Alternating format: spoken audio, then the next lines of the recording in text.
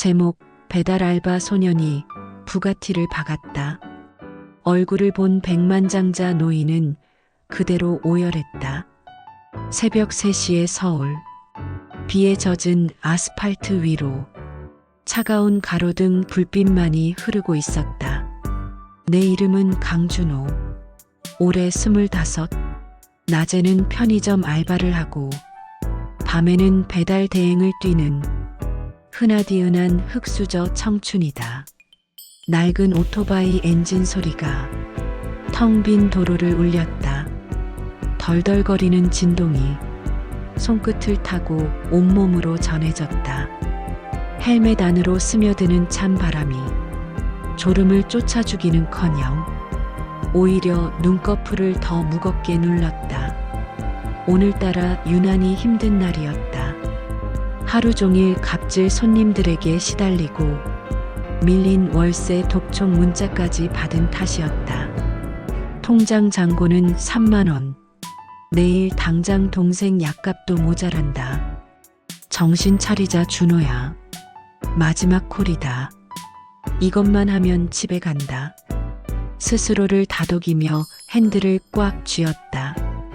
강남의 고급 주택가 골목길. 높은 담벼락들이 마치 성벽처럼 늘어서 있었다.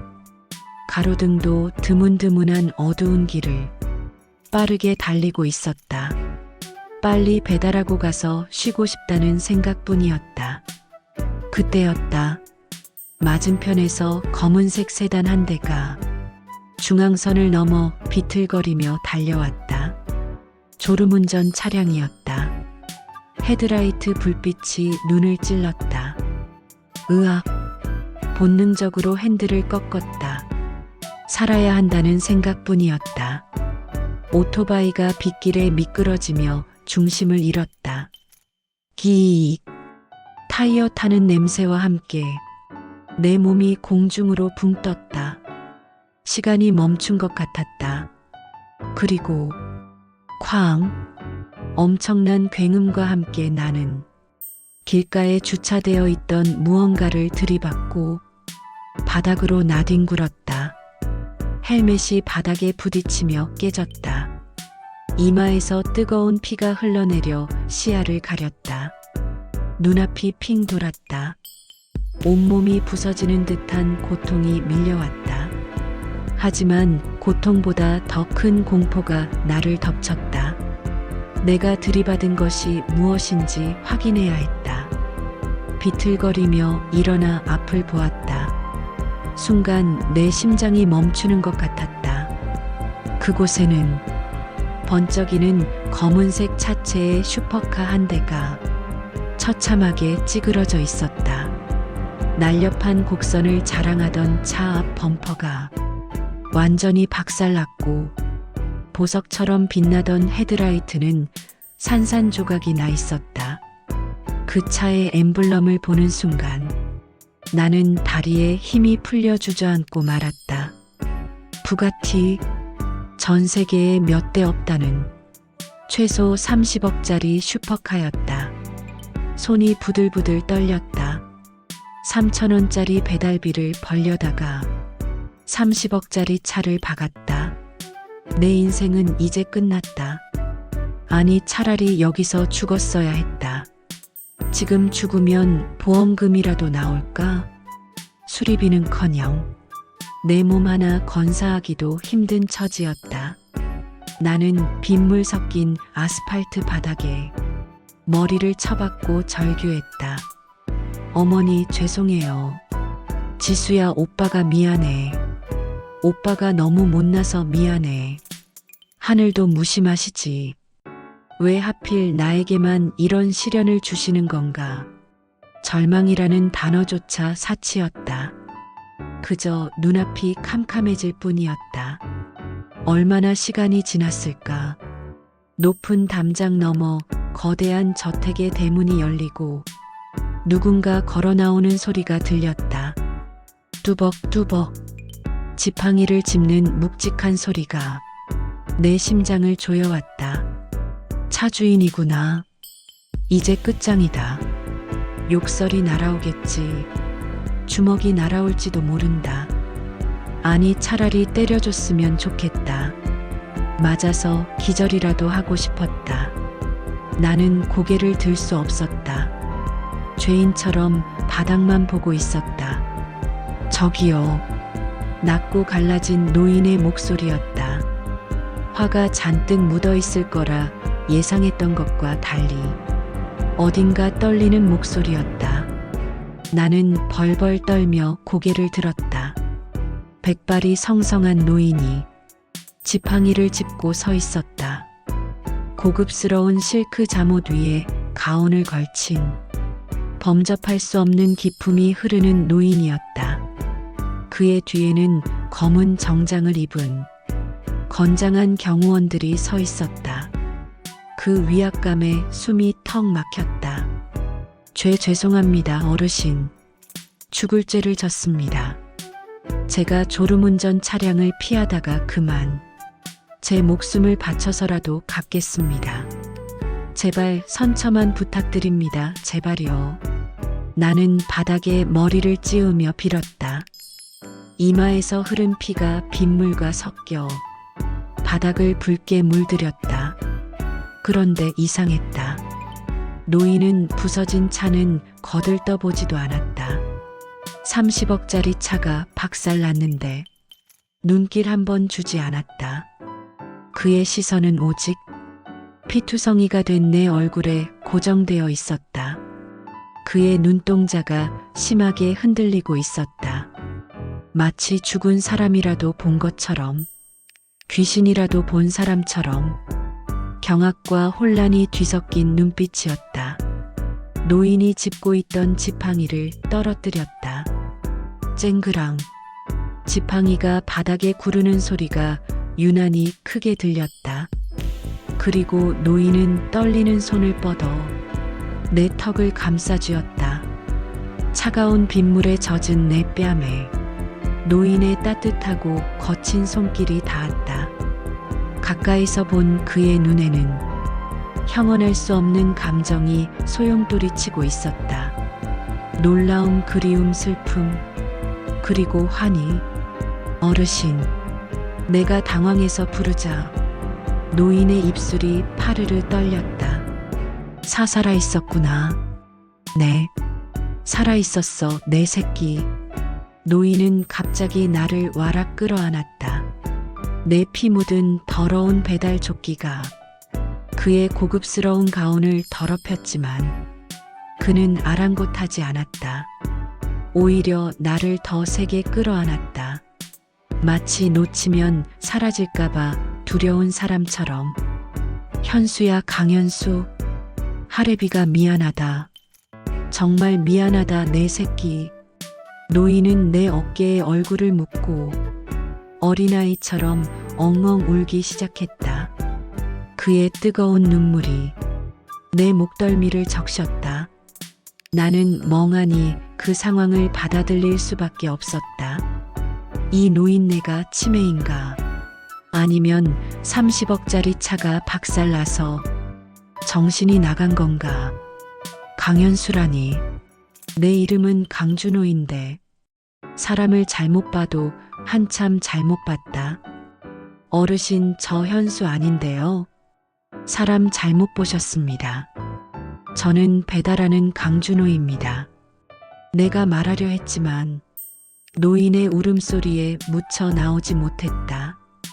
하지만 그의 품은 따뜻했다. 비에 젖고 피에 젖은 내 몸을 감싸주는 그 온기가 이상하게도 낯설지 않았다. 아주 오래전, 기억조차 나지 않는 어린 시절, 내가 잃어버렸던 무언가를 다시 찾은 듯한 기묘한 안도감이 밀려왔다. 가슴 한구석이 찌릿했다.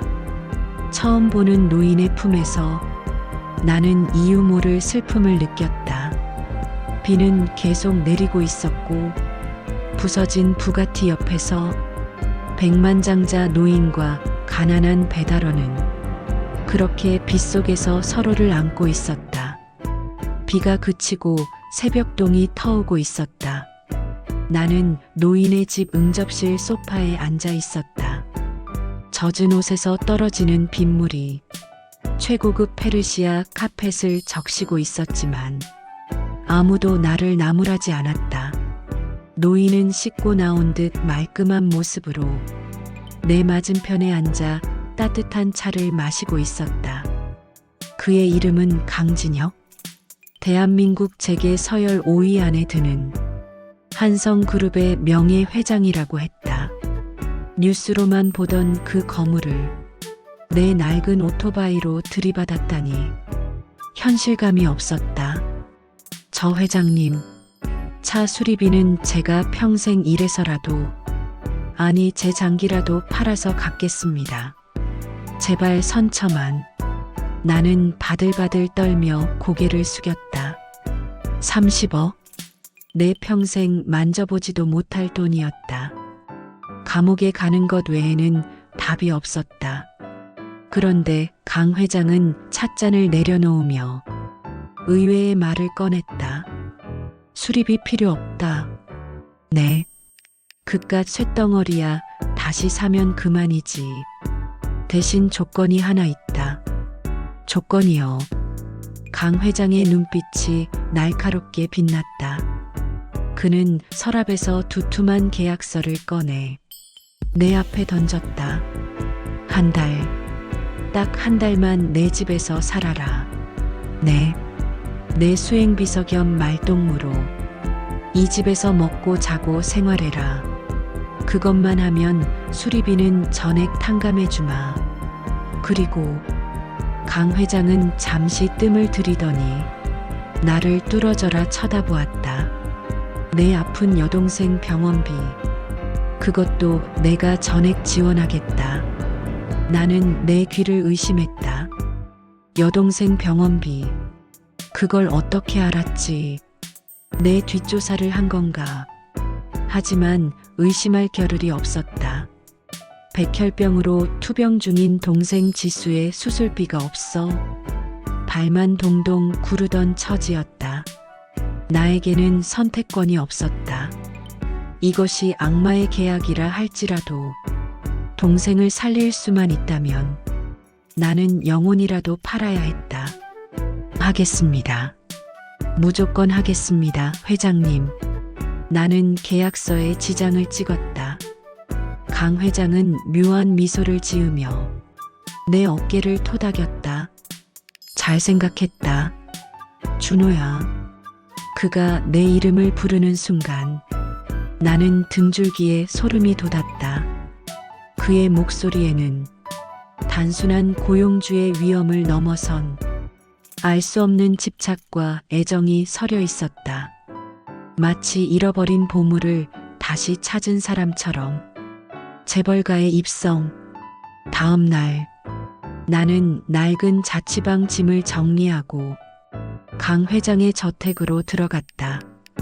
높은 담장과 거대한 철문, 잘 가꿔진 정원과 웅장한 본관 건물.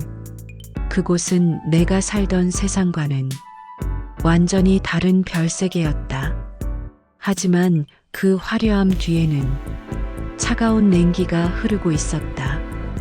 이 사람이 아버님이 데려온 그 애예요. 거실에 들어서자마자 날카로운 여자의 목소리가 들려왔다. 화려한 드레스를 입은 40대 여자가 팔짱을 끼고 나를 위아래로 훑어보고 있었다. 강 회장의 며느리이자 현재 한성그룹 안주인인 최윤정이었다. 그리고 그 옆에는 강 회장의 차남이자 그룹 전무인 강민재가 서 있었다. 그는 불쾌하다는 표정을 숨기지 않았다. 아버지 노망나셨어요. 어디서 근본도 없는 배달원을 집에 들이십니까? 그것도 수행비서라니요. 경호원들 널렸는데 굳이 왜 이런 놈을. 강 전무가 비아냥거렸다. 나는 고개를 숙이고 주먹을 꽉 쥐었다. 근본 없는 놈 거지. 평생 들어왔던 말들이었지만 면전에서 들으니 가슴이 후벼 파이는 것 같았다. 시끄럽다. 강 회장의 호통 소리가 거실을 울렸다. 내 집에 누굴 들이든 내 마음이야. 너희들이 무슨 자격으로 참견이야. 강 회장의 서슬 퍼런 기세에 강 전무 부부는 흠칫 놀라 입을 다물었다. 하지만 그들의 눈빛은 여전히 나를 향해 경멸과 적개심을 뿜어내고 있었다. 특히 강 전무. 그는 나를 단순히 싫어하는 게 아니었다. 마치 무언가 두려운 것을 보는 듯한 불안하고 초조한 눈빛이었다. 저녁 식사 시간. 강 회장은 나를 자신의 바로 옆자리에 앉혔다. 그리고 내 접시에 끊임없이 음식을 덜어주었다. 많이 먹어라 준호야. 내가 좋아하는 갈비찜이다. 이것도 먹어봐라. 해파리 냉채다. 나는 밥이 코로 들어가는지 입으로 들어가는지 몰랐다. 가시방석이었다. 앞에는 나를 죽일 듯이 노려보는 강 전무 부부가 있었고 옆에는 나를 손자대하듯 챙겨주는 강 회장이 있었다. 그런데 강 회장의 행동이 이상했다. 그는 단순히 밥을 주는 게 아니었다. 나를 관찰하고 있었다. 준호야, 오이 소박이도 좀 먹어봐라. 아, 죄송합니다, 회장님. 제가 오이 알레르기가 있어서요. 오이 냄새만 맡아도 두드러기가 나서. 내 말에 강 회장의 젓가락이 딱 멈췄다. 오이 알레르기. 강 회장은 혼잣말을 중얼거렸다. 그의 손이 미세하게 떨리고 있었다. 그렇구나. 너도 오이를 못 먹는구나. 강 회장의 눈시울이 붉어졌다. 나는 영문을 몰라 그를 쳐다보았다. 그때 강 전무의 숟가락이 바닥으로 떨어졌다. 쨍그랑. 형님 아들도 오이 못 먹었잖아. 강 전무가 사색이 된 얼굴로 나와 강 회장을 번갈아 쳐다보고 있었다. 그의 눈동자가 공포로 흔들리고 있었다. 그제야 나는 깨달았다. 이곳에는 내가 모르는 거대한 비밀이 숨겨져 있다는 것을, 그리고 내가 그 비밀의 한가운데에 서 있다는 것을.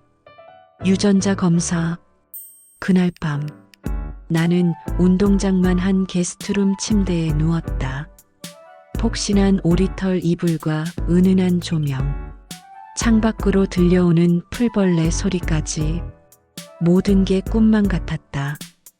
어제까지만 해도 곰팡이 핀 단칸방에서 쥐새끼들과 잠을 청했는데 오늘은 재벌 회장의 집에서 잠을 자다니. 하지만 잠이 오지 않았다.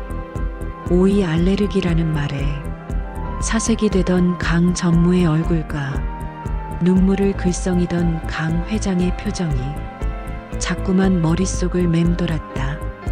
도대체 이 집안에 무슨 사연이 있는 걸까? 나랑 무슨 상관이길래 그렇게 예민하게 구는 걸까? 피곤이 몰려와 깜빡 잠이 들었다. 비몽사몽간이었다. 기. 방문이 아주 조용히 열리는 소리가 들렸다. 도둑인가? 아니면 강 전무가 나를 해코지하러 온 건가? 본능적으로 몸이 긴장했지만 나는 자는 척 눈을 감고 숨을 죽였다. 누군가 내 침대 곁으로 다가왔다. 조심스러운 발걸음 소리, 그리고 내 머리맡에서 느껴지는 인기척. 익숙한 향기가 났다. 강 회장이었다. 그는 한참 동안 말없이 나를 내려다보았다. 어둠 속에서도 그의 시선이 내 얼굴 구석구석을 훑고 있다는 게 느껴졌다. 그리고 잠시 후 따끔 내 머리카락 한 올이 뽑혀나가는 느낌이 들었다. 아주 미세한 통증이었지만 신경이 곤두선 나는 분명히 느꼈다. 미안하다. 강 회장이 아주 작은 목소리로 속삭였다. 그는 조용히 방을 빠져나갔다. 문이 닫히는 소리를 듣고서야 나는 눈을 떴다. 머리카락? 왜 내 머리카락을 뽑아갔을까? 설마 드라마에서나 보던 유전자 검사? 가슴이 쿵쾅거리기 시작했다. 강 회장은 나를 누군가와 겹쳐보고 있는 게 분명했다. 한편 그 시각 강 전무의 서재에서는 은밀한 대화가 오가고 있었다. 김 실장 그놈 뒤 좀 캐봐. 예 전무님. 고아라고 했지. 부모도 없고 근본도 없는 놈이 갑자기 굴러들어온 게 영 찜찜해. 특히 그 오이 알레르기. 강 전무의 목소리에는 불안함이 가득했다. 형님 아들 현수. 18년 전에 죽은 줄 알았던 그 아이가 살아있을 리는 없어. 내가 확인했잖아. 분명히 처리했다고 보고받았는데. 강 전무는 위스키 잔을 들이키며 초조하게 방안을 서성였다. 만약 그놈이 진짜 현수라면 내 모든 계획이 물거품이 돼. 그 전에 싹을 잘라야 해. 그의 눈빛이 뱀처럼 번득였다. 99.99% 일치. 다음 날 오후 강 회장의 서재. 책상 위에는 밀봉된 서류 봉투 하나가 놓여 있었다. 유전자 검사 결과지였다. 강 회장의 손이 떨리고 있었다.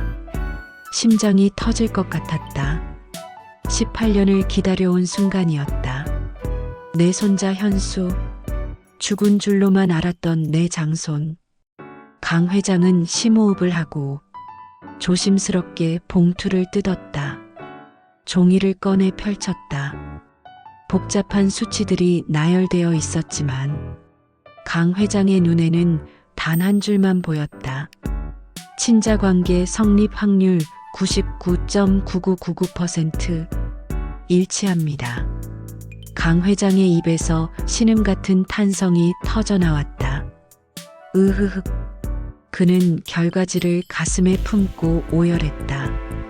현수야 내 새끼. 하래비가 널 못 알아보고 그 긴 세월을 밖에서 고생시켰구나. 눈물이 멈추지 않았다. 당장이라도 달려가 준호를 끌어안고 싶었다. 내가 내 손자라고, 이 집의 주인이라고 소리치고 싶었다. 하지만 강 회장은 눈물을 닦았다. 아직은 때가 아니었다. 범인이 이 집 안에 있다. 내 아들놈이 내 손자를 해치려 했다는 걸. 심증은 있지만 물증이 없었다.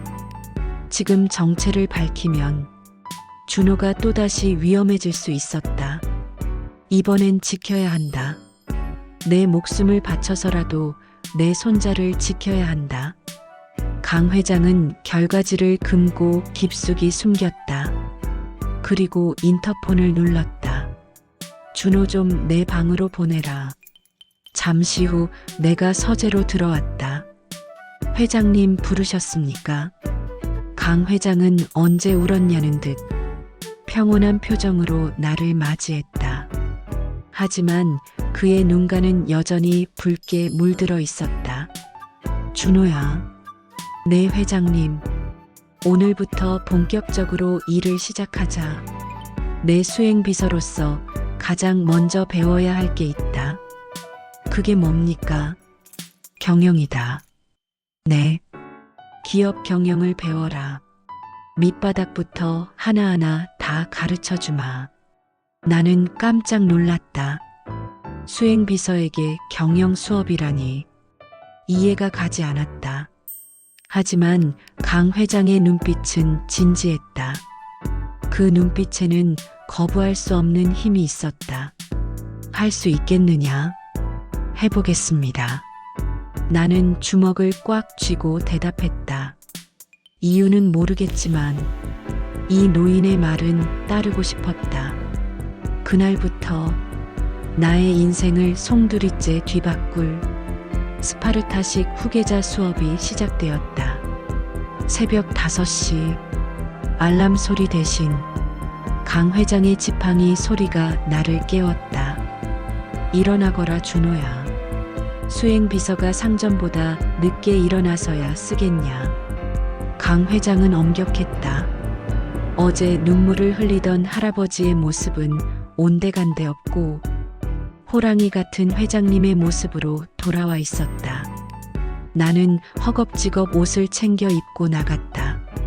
오늘부터 내 일과는 나와 함께 신문을 읽는 것으로 시작한다.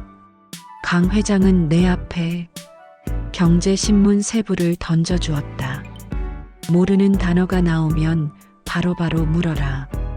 하나라도 대충 넘어가면 그날 밥은 없다. 나는 식은땀을 흘리며 신문을 읽어 내려갔다. 환율, 금리, 주식, 평생 배달통만 보던 나에게는 외계어 같았다. 하지만 포기할 수 없었다. 동생 지수의 병원비가 걸려 있었으니까. 강 회장은 무서웠지만 한편으로는 자상했다. 내가 이해하지 못하는 경제 용어를 배달일에 비유해서 쉽게 설명해 주었다. 준호야, 배달콜이 한꺼번에 몰릴 때 어떻게 하느냐? 동선이 가장 효율적인 것부터 잡습니다. 그래, 바로 그거다. 경영도 똑같다. 한정된 자원을 어디에 먼저 투입하느냐. 그 선택이 회사의 운명을 가르는 거다. 나는 무릎을 탁 쳤다. 어려운 경제학이 순식간에 내 삶의 지혜로 바뀌는 순간이었다. 오후에는 현장 수업이 이어졌다. 강 회장은 나를 데리고 백화점, 마트 건설 현장을 누비고 다녔다. 단순히 수행비서로서 가방만 드는 게 아니었다. 저 매장의 문제점이 뭐냐? 이 건물의 안전관리 상태는 어떠냐? 강 회장은 끊임없이 질문을 던졌다. 처음에는 꿀먹은 벙어리였지만 시간이 지날수록 내 눈에도 무언가 보이기 시작했다. 회장님, 저쪽 직원들 동선이 너무 꼬여 있습니다. 손님들이 불편해하는 게 보입니다. 그래, 어떻게 고치면 좋겠느냐? 진열대를 저쪽으로 옮기면 손님도 편하고 직원도 일하기 수월할 것 같습니다. 내 대답에 강 회장의 입가에 흐뭇한 미소가 번졌다. 그래, 바로 그거다. 현장에 답이 있다. 책상머리에 앉아서는 절대 모르는 거지. 강 회장은 나를 단순한 수행비서가 아닌 자신의 후계자로 키우고 있었다. 비록 내 정체를 숨기고 있었지만 그의 가르침 속에는 손자를 향한 깊은 사랑과 기대가 담겨 있었다. 나는 그 기대에 부응하고 싶었다. 배달원 강준호가 아닌 강 회장의 사람으로 인정받고 싶었다. 한편 나의 존재가 거슬리는 사람이 있었다. 강 전무였다. 그는 내가 강 회장의 총애를 받는 것을 도저히 참을 수 없어 했다. 어디서 굴러먹던 개뼈다귀 같은 놈이 아버지 옆에 딱 붙어서 아양을 떨어. 강 전무는 서재에서 위스키 잔을 던지며 분노했다. 그의 아내 최윤정도 옆에서 거들었다. 여보, 아무래도 이상해요. 아버님이 저 아이를 보는 눈빛이 그냥 비서 보는 눈빛이 아니에요. 마치 죽은 아주버님 보는 것 같아요. 강 전무의 눈빛이 흔들렸다. 그도 느끼고 있었다. 준호에게서 형의 모습이 보인다는 것을. 설마 진짜 현수는 아니겠지. 강 전무는 불안감을 떨칠 수 없었다. 그는 서랍 깊숙한 곳에서 오래된 대포폰을 꺼냈다. 그리고 누군가에게 전화를 걸었다.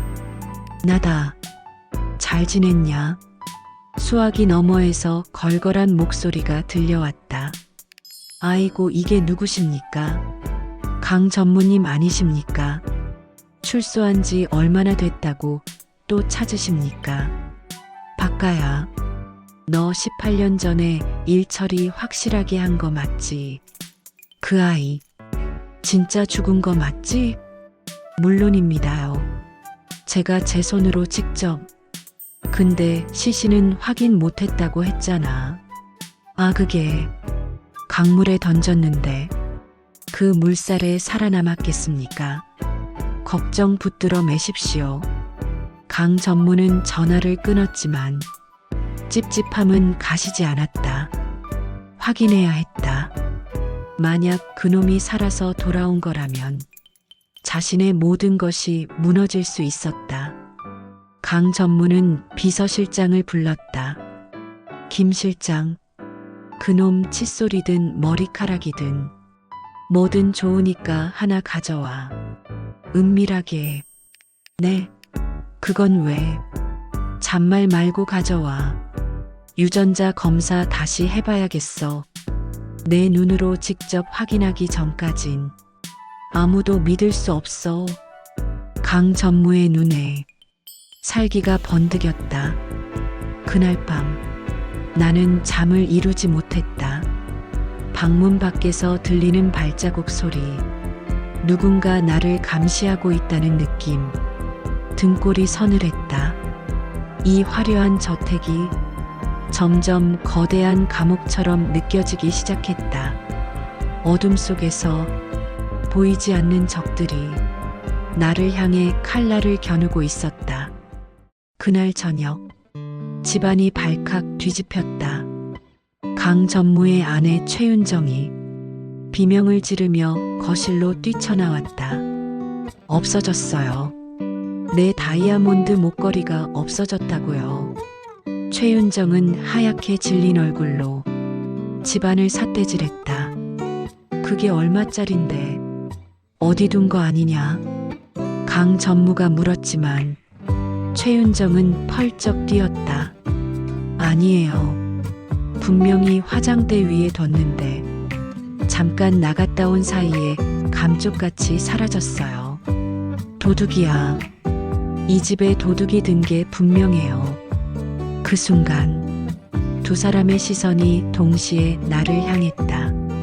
마치 짠 것처럼 정확하게 나를 겨냥하고 있었다. 설마 강 전무가 나에게 다가왔다. 이봐 강군, 내가 가져갔냐? 네. 무슨 말씀이십니까? 저는 훔치지 않았습니다. 억울했다. 나는 그 방 근처에도 가지 않았다. 하지만 강 전무는 비릿한 웃음을 흘리며 말했다. 아니면 말고 일단 확인은 해봐야지. 김 실장, 이 녀석 방 뒤져봐. 안 됩니다. 거긴 제 개인적인 공간입니다. 내가 막아서려 했지만 경호원들이 내 팔을 붙잡았다. 김 실장이 내 방으로 들어가 가방을 거꾸로 탈탈 털었다. 내 낡은 옷가지들과 동생 지수의 사진이 바닥에 나뒹굴었다. 수치스러웠다. 가난하다는 이유로 의심받고 모욕당하는 것이 익숙하면서도 뼈아팠다. 찾았습니다. 김 실장의 외침과 함께 내 낡은 배낭 안쪽 주머니에서 반짝이는 무언가가 나왔다. 최윤정의 다이아몬드 목걸이였다. 이럴 수가. 나는 내 눈을 의심했다. 저게 왜 저기서 나와? 함정이다. 이건 완벽한 함정이다. 이 도둑놈의 새끼. 강 전무가 내 뺨을 후려쳤다. 짝! 고개가 돌아갔다. 입안에서 피맛이 났다. 내가 이럴 줄 알았어. 근본도 없는 놈을 집에 들이니까. 손벌은 나쁜 건 어쩔 수 없구나. 역시 천한 피는 못 속여. 최윤정이 목걸이를 낚아채며 독서를 퍼부었다. 아닙니다. 저는 모르는 일입니다. 정말입니다. 억울해서 미칠 것 같았다. 하지만 아무도 내 말을 들어주지 않았다. 집안의 모든 사용인이 나를 경멸하는 눈빛으로 쳐다보고 있었다. 마치 더러운 벌레를 보듯이. 나는 변명조차 할 수 없는 완벽한 도둑이 되어 있었다. 그때였다. 무슨 소란이냐. 2층 계단에서 강 회장의 묵직한 목소리가 들려왔다. 아버님, 이 녀석이 제 목걸이를 훔쳤어요. 가방에서 나왔다고요. 최윤정이 쪼르르 달려가 고자질을 했다. 강 회장은 천천히 계단을 내려왔다. 그의 시선이 바닥에 널브러진 내 짐들과 목걸이, 그리고 피가 맺힌 내 입술을 차례로 훑었다. 나는 강 회장을 바라보았다. 제발 할아버지만큼은 나를 믿어주기를. 지난 며칠간 나에게 보여준 그 따뜻한 눈빛으로 내 결백을 알아봐 주기를 간절히 바랐다. 회장님, 저는 아닙니다. 정말 제가 훔치지 않았습니다. 믿어주세요. 나는 울먹이며 호소했다. 하지만 강 회장의 반응은 차가웠다. 얼음장보다 더 차가웠다. 실망이구나. 네. 거지 근성을 못 버리고 주인의 물건에 손을 대다니. 내 집에 도둑놈을 둘 수는 없다. 당장 나가라. 강 회장의 입에서 나온 말은 사형 선고나 다름없었다. 가슴이 철렁 내려앉았다. 믿었던 도끼에 발등을 찍힌 기분이었다. 아니, 그보다 더 아팠다. 할아버지라고 부르고 싶었던, 유일하게 나를 사람 대접해 주었던 그가 나를 내치고 있었다. 회장님, 제 말을 들어보십시오. 시끄럽다. 내 눈앞에서 썩 꺼져. 다시는 얼씬도 하지 마라. 강 회장은 뒤도 돌아보지 않고 돌아서 버렸다. 강 전무부부가 회심의 미소를 짓는 게 보였다. 경호원들이 내 팔을 잡고 대문 밖으로 끌어냈다. 철커덩. 육중한 철문이 굳게 닫혔다. 나는 쫓겨났다. 비참하게 도둑 누명을 쓰고 맨몸으로 쫓겨났다. 차가운 밤바람이 불어왔다. 갈 곳이 없었다. 억울함에 눈물이 하염없이 흘러내렸다. 하지만 나는 몰랐다. 굳게 닫힌 대문 너머 2층 서재 창문에서 강 회장이 나를 지켜보고 있었다는 것을. 그가 주먹을 꽉 쥐고 피눈물을 흘리고 있었다는 것을. 그리고 그의 책상 위 모니터에는 강 전무가 내 가방에 목걸이를 넣는 CCTV 화면이 선명하게 재생되고 있었다는 것을. 강 회장은 알고 있었다. 모든 것이 함정이라는 것을. 하지만 지금 나를 내보내지 않으면 저들이 나를 쥐도 새도 모르게 죽일 수도 있다는 것을 알기에 살을 도려내는 심정으로 나를 밖으로 내친 것이었다. 미안하다 현수야. 조금만 버텨다오. 하레비가 다 준비해 놓으마. 어둠 속에서 강 회장의 독백이 바람에 흩어지고 있었다. 쫓겨난 뒤 갈 곳이 없었다. 나는 다시 3,000원짜리 인생으로 돌아왔다. 편의점 앞 파라솔에 앉아 다 식어 빠진 컵라면을 먹으며 생각했다. 대체 강 회장님은 왜 그러셨을까? 나를 믿는다고 해놓고 왜 그렇게 매정하게 내치셨을까? 그때였다. 검은색 승합차 한 대가 내 앞에 섰다. 그리고 문이 열리자마자 건장한 사내들이 들이닥쳤다.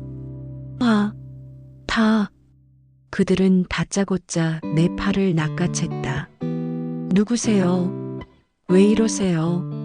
내가 반항하자 놈들은 내 배를 걷어찼다. 퍽! 숨이 턱 막혔다. 강 전무가 보낸 놈들이구나. 직감적으로 알 수 있었다. 저택에서 쫓겨난 걸로 끝이 아니었다. 그들은 나를 영원히 없애버리려는 것이었다. 살려주세요. 사람 살려. 나는 악을 쓰며 발버둥 쳤다. 하지만 편의점 알바생은 겁에 질려 숨어버렸고 지나가는 사람은 아무도 없었다. 놈들이 나를 승합차 안으로 구겨 넣으려는 순간 부앙! 어디선가 오토바이 엔진 소리가 들려왔다. 배달대행 동료들이었다. 준호 형? 무슨 일이야? 동료들이 헬멧을 쓴 채 달려들었다. 이 깡패놈들아, 내 친구 놔줘. 동료들이 오토바이로 승합차 앞을 막아섰다. 놈들이 당황한 틈을 타 나는 사력을 다해 도망쳤다.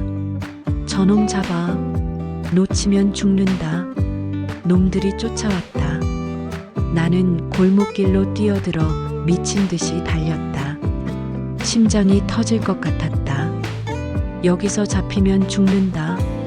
반드시 살아야 한다. 지수, 내 동생 지수를 위해서라도 12막 기억의 귀한 리턴 오브 메모리즈. 얼마나 달렸을까? 숨이 턱 끝까지 차오르고 다리가 풀렸다. 나는 어느 패놀이 공원 안으로 숨어들었다. 녹슨 회전목마와 빛바랜 관람차, 을씨년스러운 풍경이 나를 반겼다. 헉! 헉! 가쁜 숨을 몰아쉬며 회전목마 기둥 뒤에 주저앉았다. 그런데 이상했다. 이곳이 낯설지 않았다. 마치 아주 오래전에 와본 것 같은 느낌. 머리가 징하고 울렸다. 갑자기 눈앞에 낯선 영상들이 스쳐 지나갔다. 엄마, 아빠, 어린 꼬마가 울고 있었다. 회전목마 앞에서 엄마 손을 놓치고 울고 있는 꼬마. 그리고 그 꼬마에게 다가오는 검은 그림자. 아저씨가 엄마한테 데려다 줄게. 가자. 그림자는 꼬마의 입을 막고 어디론가 끌고 갔다. 살려주세요. 엄마. 꼬마의 비명소리가 귓가에 생생하게 들렸다. 으악. 나는 머리를 감싸쥐고 비명을 질렀다. 극심한 두통이 밀려왔다. 그리고 깨달았다. 그 꼬마가 바로 나였다. 18년 전 나는 여기서 유괴당했다. 그리고 나를 끌고 간 그 남자의 목소리. 그 목소리는 김 실장, 그놈 뒤 좀 캐봐. 강 전무의 비서실장 목소리와 똑같았다. 그때 나를 납치했던 놈이 김 실장이었어. 그리고 그 뒤에 강 전무가 있었어. 모든 기억이 돌아왔다. 나는 고아가 아니었다. 나는 강현수였다. 한성그룹의 장손 강현수. 강 전무가 나를 죽이려 했어. 18년 전에도, 그리고 지금도. 분노가 치밀어 올랐다. 두려움은 사라지고 뜨거운 복수심이 그 자리를 채웠다. 나는 주머니에서 휴대폰을 꺼냈다. 그리고 떨리는 손으로 단축번호 1번을 눌렀다. 할아버지, 저예요. 현수요. 기억났어요. 전부 다요. 드디어 결전의 날이 밝았다. 한성그룹 본사 대강당. 오늘은 신임 회장 취임식 겸 임시 주주총회가 열리는 날이었다. 강 전무는 승리에 도취되어 있었다. 아버지가 노망이 났다는 소문을 퍼뜨리고 자신이 회장 자리에 오를 준비를 마쳤기 때문이다. 단상 위에 선 강 전무의 얼굴에는 거만한 미소가 가득했다. 존경하는 주주 여러분, 이제 한성그룹은 새로운 시대를 맞이할 것입니다. 그가 취임사를 낭독하려는 찰나 쾅! 굳게 닫혀있던 강당 문이 굉음을 내며 활짝 열렸다. 뭐야? 무슨 일이야? 사람들의 시선이 일제히 문 쪽으로 쏠렸다. 그곳에는 휠체어가 아닌 두 다리로 꼿꼿하게 선 강 회장이 있었다. 그리고 그 옆에는 더 이상 배달 조끼를 입은 알바생이 아닌 완벽한 슈트 차림의 내가 서 있었다. 아버지. 강 전무의 얼굴이 사색이 되었다. 그가 들고 있던 원고지가 팔랑거리며 바닥으로 떨어졌다. 강 회장은 지팡이를 짚고 단상을 향해 성큼성큼 걸어갔다. 그 위풍당당한 기세에 좌중은 숨소리조차 내지 못했다. 누가 마음대로 회장 취임식을 거행하는가. 강 회장의 호통 소리가 강당을 울렸다. 나는 아직 살아있다. 그리고 내 후계자는 이미 정해져 있다. 강 회장은 내 손을 잡고 번쩍 들어 올렸다. 여기 있는 이 아이가 18년 전 잃어버렸던 내 장손, 한성그룹의 적통, 강현수다. 강당이 술렁이기 시작했다.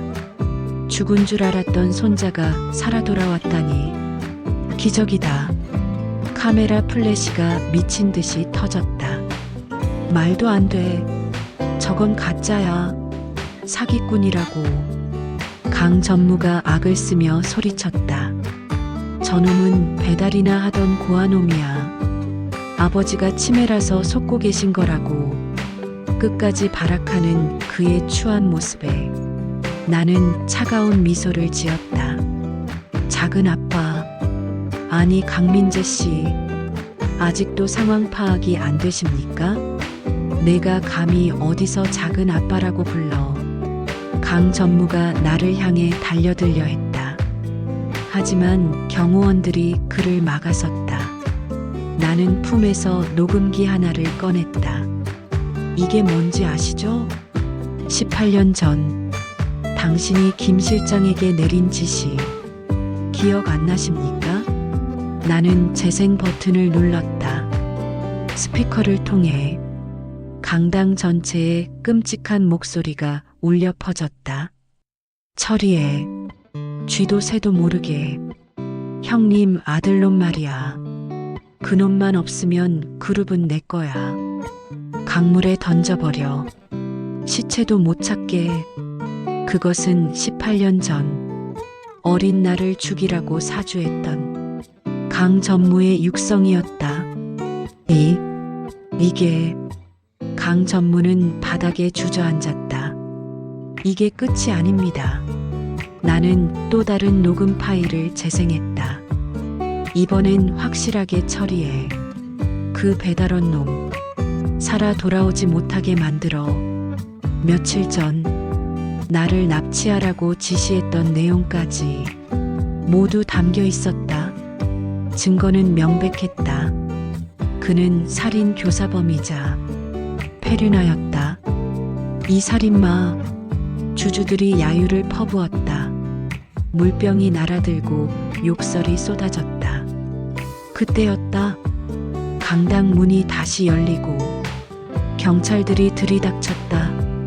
강민재 씨, 당신을 살인 교사 및 납치 미수 혐의로 체포합니다. 철컥. 차가운 수갑이 그의 손목을 채웠다. 안 돼. 이거 난 억울해. 이건 조작이야. 함정이라고. 강 전무는 질질 끌려나가면서도 발악을 멈추지 않았다. 그의 아내 최윤정은 구석에서 벌벌 떨다가 도망치려 했지만 이미 늦었다. 당신도 공범이야. 같이 가. 경찰이 그녀의 팔도 낚아챘다. 아버님, 살려주세요. 저는 시키는 대로 했을 뿐이에요. 며느리의 비굴한 애원에도 강 회장은 눈길조차 주지 않았다. 내 자식은 18년 전에 죽었다. 너희는 괴물일 뿐이야. 강 회장의 단호한 한마디에 그들의 모든 희망은 산산조각 났다. 악인들의 최후는 비참했다. 그들이 꿈꾸던 회장 자리는 감옥의 차가운 독방으로 바뀌었다. 나는 그들이 끌려나가는 뒷모습을 보며 18년 묵은 체증이 내려가는 것을 느꼈다. 드디어 끝났다. 나의 잃어버린 시간을 되찾았고 부모님의 원수를 갚았다. 이제야 비로소 진짜 내 인생이 시작되는 순간이었다. 1년 후 나는 한성그룹의 회장이 되었다. 하지만 나는 회장실에 앉아 결제만 하는 그런 회장이 아니었다. 나는 배달 오토바이를 타고 현장을 누볐다. 직원들의 고충을 듣고 함께 땀 흘리는 서민적인 회장이 되었다. 오늘은 특별한 날이다. 지수가 퇴원하는 날이기 때문이다. 할아버지와 함께 병원으로 갔다.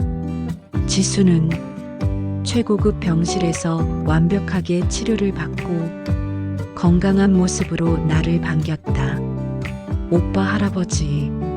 지수의 밝은 미소를 보니 지난 18년의 고생이 눈 녹듯 사라지는 것 같았다. 우리는 병원을 나와 강변으로 향했다. 그곳에는 내가 사고를 냈던 그날처럼 낡은 배달용 오토바이 한 대가 서 있었다. 할아버지, 타시죠. 내가 헬멧을 건네자 강 회장은 아이처럼 환하게 웃었다. 그래, 가보자꾸나. 내 생애 최고의 드라이브를. 강 회장이 내 뒷자리에 탔다. 나는 시동을 걸었다. 부르릉. 경쾌한 엔진 소리가 강변을 울렸다. 우리는 바람을 가르며 달렸다. 차가운 바람이 오히려 시원하게 느껴졌다. 할아버지, 꽉 잡으세요. 오냐, 걱정 마라. 내 손자 등판이 이렇게 넓은데 뭐가 걱정이겠느냐. 강 회장이 내 허리를 꽉 끌어안았다. 그의 따뜻한 체온이 내 등을 타고 전해졌다. 나는 더 이상 가난한 배달 알바생이 아니었다. 나는 사랑받는 손자였고 든든한 오빠였으며 한 기업을 이끄는 리더였다. 하지만 무엇보다 중요한 것은 내가 잃어버렸던 가족을 되찾았다는 것이다. 30억짜리 부가티보다 100조짜리 그룹보다 더 값진 보물, 바로 가족이었다. 나는 엑셀을 힘껏 당겼다. 우리의 앞날에는 이제 꽃길만이 펼쳐져 있을 것이다. 저 푸른 하늘처럼 끝없이 맑고 투명한 미래가 우리를 기다리고 있었다. 강준호의 독백. 사람들은 말합니다. 인생은 한 방이라고요. 하지만 제가 겪은 그 한 방은 로또 같은 유행이 아니었습니다. 그것은 30억짜리 슈퍼카를 박살낼 만큼 절박하게 달렸던 제 땀방울과 18년이라는 긴 세월을 버텨낸 가족의 사랑이 만들어낸 기적이었습니다. 가난한 배달원이었던 저는 이제 재벌 3세가 되었지만 변한 것은 옷차림뿐입니다. 제 가슴 속에는 여전히 비오는 거리를 달리던 그날의 간절함이 살아있습니다. 혹시 지금 인생의 밑바닥이라고 느껴지시나요? 도저히 일어설 수 없을 만큼 힘들고 지치셨나요? 포기하지 마세요. 가장 어두운 밤이 지나야 가장 찬란한 아침이 오듯 여러분의 인생에도 반드시 기적 같은 반전이 기다리고 있을 겁니다. 저 강준호가 여러분의 내일을 진심으로 응원합니다. 지금까지 저의 얘기를 시청해 주셔서 감사합니다. 오늘의 사연이 감동적이셨다면 구독과 좋아요 부탁드립니다. 여러분의 따뜻한 응원이 더 큰 기적을 만듭니다. 감사합니다.